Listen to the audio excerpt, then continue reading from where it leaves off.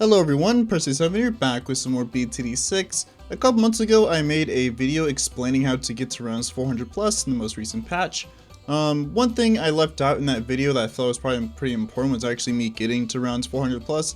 Well, I didn't really do it just because it takes a long time to actually be able to get to those rounds just due to lag in some late games, and at the time I wasn't really trying to do a whole lot. I didn't really expect the video to do all that well, so it's just kind of something that I just kind of did.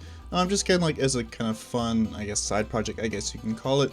But here I'm going to kind of correct that wrong and kind of show that it is still possible to get to over rounds 400. I don't really think it's possible, or it probably is, but it's probably very difficult to like get much higher than like kind of 400.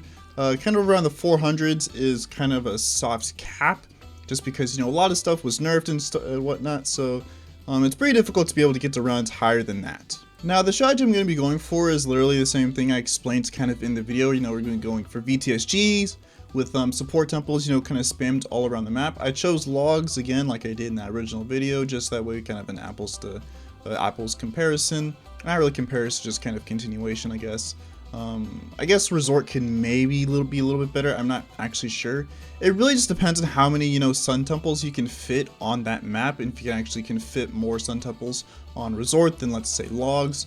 You probably can. I don't know. I haven't really done too much testing, as you know, going to like deep free play isn't really too exciting and interesting for me to do. It's kind of fun to, you know, see like kind of a once in a while thing to do, but nowadays, you know, it's not really anything too amazing. Now, this run took a little over 9.5 hours to actually finish. It's really just because, like, you know, like rounds 300 to 400 is basically kind of a slog. It's like incredibly long to get through kind of each round just because the lag is just so bad. It's like, you know, by the time it gets like the rounds 300 plus, you know, each round is taking like, you know, like 2 or more minutes to kind of finish, just because, you know, all the lag just kind of on the screen. So anyways, it's just kind of, you know, general farming strategy up into like, you know, rounds 100. On round 101 is when I decided to kind of, I guess, pause farming just for a little while, so that way I can actually, you know, build up all of my temples. And while I just get started on that, I didn't actually finish building them all up because I didn't really feel like it was necessary at that point, and I didn't really have the money to kind of do so. I didn't really have as much money as I thought I was going to by that point, but, you know, it's fine, as I was just able to wait. Here I'm building up, you know, pops for the Ninja Paragon because I figured, why not? You know, I'm not really doing too much, there's nothing really happening. So I figured, you know, maybe a little extra degree on the Ninja Paragon won't be too bad, even though Ninja Paragon is not going to be doing a whole lot of DPS when it comes to, you know, deep free play, but, you know, it could make a difference. So of course, here's where I paused the game to kind of get my bearings down. I was trying to get a Chinook, just that way I could move around the Permabrew as well as the Ninja and whatnot, but of course I couldn't really fit anything because I didn't really have too much space. I'm kind of surprised that that bottom section can't actually fit any farms to kind of helipads or anything. Okay, so skipping ahead just kind of a little bit to when I started actually building temples. It did take me a couple of rounds to move kind of everything out the way. I didn't really want to sacrifice the ninjas or the permabrew, as I didn't really, of course, I didn't really want to lose the pops that I've accumulated on the ninjas. Even though it wasn't really a whole lot up in that point, but I mean, it's a little can go kind of a long way. So I'm kind of getting my temples here. All the sun temples I'm going to be getting are going to be 1011 temples. Basically what that means is that they'll have 1 primary sacrifice, 0 military, 1 magic, and 1 support. The reason why we're going for that is that military, in my opinion, is the worst sacrifice you could get on temple. Primary buffs the main attack a lot, so you definitely do want that. Military, you know, adds like the gold inspectors, and like I think it also adds an anti-Moab missile as well. Magic spawns the mini sun avatars, which you do want, and then support it gives the temple buffs, as you can see here, which does buff the mini sun avatars, as well as kind of like give a general guide to where you should be placing temples. You just kind of want your next temples kind of just barely outside the range of the other temples, so you can easily confirm this by when you're placing down the super monkey. Just kind of look and see if that like little sun temple icon appears above it. Okay, so while I'm building up the Ninja Paragon here, I do kind of want to explain more in depth as to why I'm kind of building all my defense in bursts and kind of my general thought process behind when I'm actually, you know, building a late game defense. We're starting with, you know, sun temples first. We're going to be building all the sun temples all around the map and then getting VTSG last. due to the fact that we do want to place VTSG on the central water spot right next to Brickwell. And you know, VTSG has some pretty large range, even without, you know, cross pathing, which we didn't actually do on any of the sun temples just yet. Simply just because we want to fit as many sun temples in the map as possible, and you know, in order to achieve that, we need as small of a range as possible. Now, the reason why I really built my defense in, you know, little short bursts is just because I didn't really have the kind of the funds to when I first started. Obviously now I have like 5.7 million, so I do have the money to do that. Now, when I first started, I didn't really have too much, and also I do want to, you know, ultra boost every single sun temple on the screen. And you know, I feel like it's a lot easier to keep track of the sun temples and, like, you know, ultra boost all of them when you kind of have like a few on the screen, instead of having like, you know, 5 or like 10 different sun temples that, like, you know, click around and ultra boost all of them. So I figured it's a lot easier if I ultra boost them now and just do it like in short bursts instead of, like, you know, doing it all at once. Also, lag is also a factor in as well. It comes a lot harder to select towers to become late game, because, like, you know, by the time you get to like rounds 350, like, I was crawling at like 5 FPS. I was like really just kind of chugging on in like single digits. Also, before I skip ahead yet again, you know, just kind of see this Ninja Paragon was degree 73, was a lot higher than I originally thought it was. I was kind of guesstimating like maybe it would be like the 50s or maybe even the 60s if I was lucky, but I definitely did not expect to get like degree 73. Not like it would make too much of a difference anyways. I think that's only like, what, like 3 degree off of max, which, I mean, is cool, I guess. So on round 164, I decided, you know, it was time to just kind of sell everything. I had more than enough money at this point. I have all my sun temples on the screen, and you know, I still have like, you know, 2.5 million kind of left over for like BTSG and other, like, you know, supporting tier 5s that I kind of wanted to get. In terms of hero choice, I didn't really speak too much about that. The reason I chose Brickwell is simply just because, you know, she's pretty easy to use when it comes late game, as it's pretty, you know, AFK. I can just kind of tech bot her ability, and naval tactics will just, you know, go to town. If you didn't know, if you do sacrifice a temple on water, so what you would do is you would put absolute 0 in range of water, so that way the ice platform is above the water. You put a super monkey above on that ice platform, and then when you sacrifice the absolute 0, the the sun temple kind of acts like a water tower, so it receives the buffs from, you know, water-based, you know, buffs, like, you know, carrier flagship, that buff, as well as, you know, Admiral Brickwell's naval tactics, her ability. So that's the reason why we do that. There are, like, you know, 2 other heroes, like, you know, Zeely and Adora, that I could use. I think Adora is the best in terms of kind of late game hero, but you can't really AFK with her. In order to use the Blood Sacrifice ability, you do have to kind of actively be paying attention. And so I didn't really want to do that. Of course, you know, this run took like, you know, 9.5 hours to do, so yeah, I wasn't really going to be paying attention to the screen for that long. And then while Zeely does have the kind of mob hex, I feel like that's really just kind of not, I won't really say it's not doing anything, because obviously it is doing like percentage-based damage against, you know, the bad balloon is pretty good come late game. But I just think, you know, like, you know, Adora or Brickwell is like, you know, double attack speed, I believe it is. I think is a lot better than the percentage-based damage that is coming from Zeely. Like, you know, giving the VTSG, you know, double attack speed, I feel like is a lot stronger than like percentage-based damage that Zeely's mob package does, which is why I usually go for, you know, Brickwell, you know, pretty much each and every time that I even do late game runs, which isn't very too often. Now here I'm getting, you know, supporting tier 5s that do kind of decent amount of damage, so I'm getting Super Mines, Avatar of Wrath, and of course I can't forget Boat. I don't really have any water space for Boat, so I just kind of have a pool that I'm just going to put right there for kind of Boat, and later on we'll be putting Energizer in there as well. So okay, so we're getting like pretty close to what my end game setup is going to look like. At the moment I am placing, you know, overclocks all around the map, or not all around the map, I'm kind of just placing them down. The reason being is I do want to have 1 overclock for each sun temple. You know, I am going to be somewhat tryharding for this.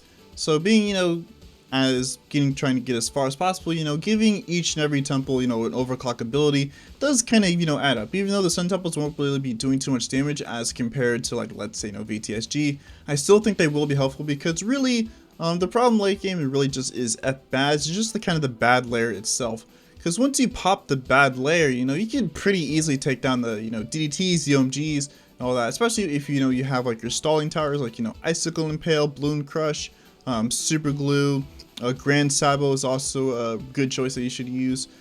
So I figured, just trying to get as much damage on the kind of the BAD layer as I physically can is definitely going to be helpful. So I got most of the temples on strong, although the ones closest to the exit I did switch to first later on, just because I figured it probably would be helpful in terms of like blowing back or like damaging DTs or ZMGs, just in case those end up getting either missed by BMA or like my other stalling options.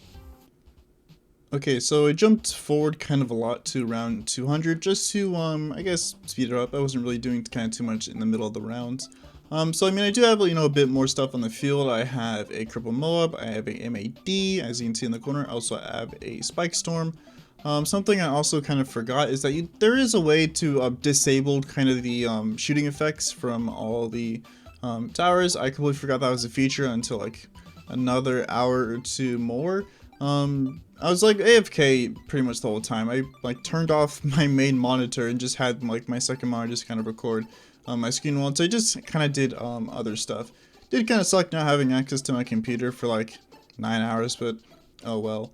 I guess first world problem now that I kind of think about it. But yeah, there's not really kind of much more to kind of say about this run. It really just kind of was made to kind of prove that it still is possible to get to around 400, albeit with a great bit of effort. Towards the end of the run, I did actually die a couple times. I think I died on like around 380 something. Even though I still made to around 200, just kind of goes to show you just like how unlucky you can like get with kind of like spawns. So if you died to kind of like an earlier round, maybe somewhere like a 350 to 360s or something like that, like try to replay the rounds and maybe just like, I don't know, just like change some things around, maybe like, micro the BTSG a little bit to like best of your ability. I know it's gonna be pretty laggy to do so. Okay, skipping forward just a little bit more to when I actually, get up to around 300. This is around 399, and this is what the game actually looks like for me. Just in case you're curious of what I was talking about. Yeah, the lag is pretty bad. I did even, disabling like the kind of effects that's happening on the screen. That doesn't really help out too much, as Ninja Kiwi has said that the main reason for the lag late game isn't really the amount of towers or like, the projectiles that the towers are shooting.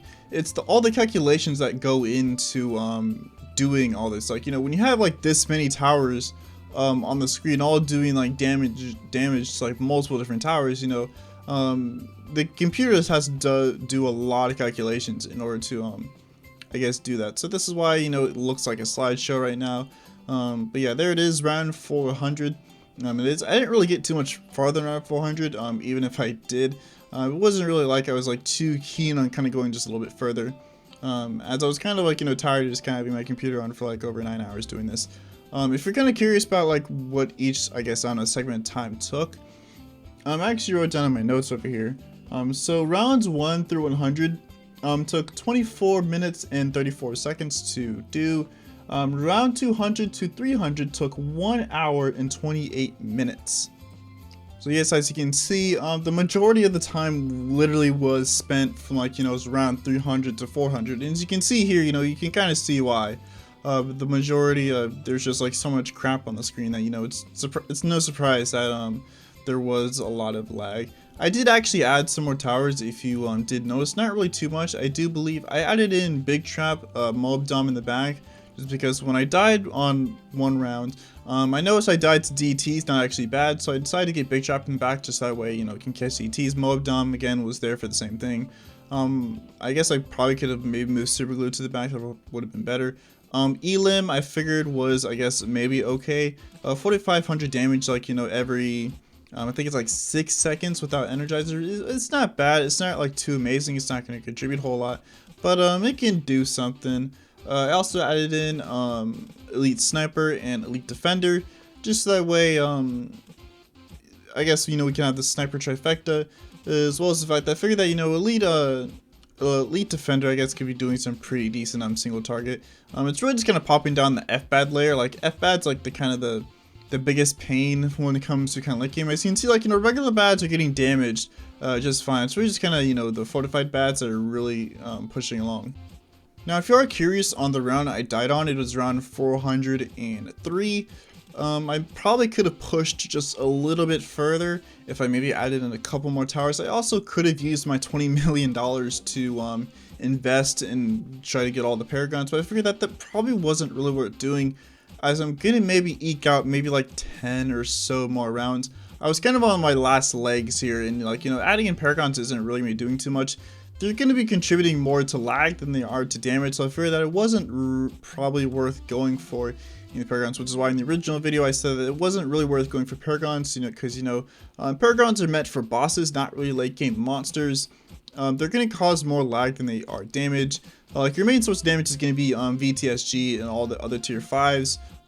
Max buff tier 5s do more DPS than paragons do to kind of normal balloons, but when it comes to bosses, it's the other way around, just because paragons do extra damage to bosses, if you didn't know. So that's why I don't really encourage paragon use in deep free play. Of course you can if you want to. I can't tell you how to play the game, but I personally just don't really advise against it, just because they cause so much lag that I generally don't think it's worth going for them. So yeah, we kind of reached the end of the video. I just wanted to kind of prove that, yeah, it is possible to get to around 400 in the latest patch. Even back then, it was still possible to get around 400. Maybe you can get a little bit farther. I don't really know. Again, like I said, I could get a little bit farther if I added in all the paragons, but they just cause more lag, and I don't really want to speak on that topic any further. So I will be uploading the full unedited run if you do want to see it. Just as fair warning, like I said, the video is incredibly long. I'm not really sure why you'd even want to, but the unlisted link to that will be in the description below. If you enjoyed the video, like, comment, subscribe, join Discord, link is down below in the description. If you have any questions, just put them in the comments. I do read the comments, even if I don't really respond to them.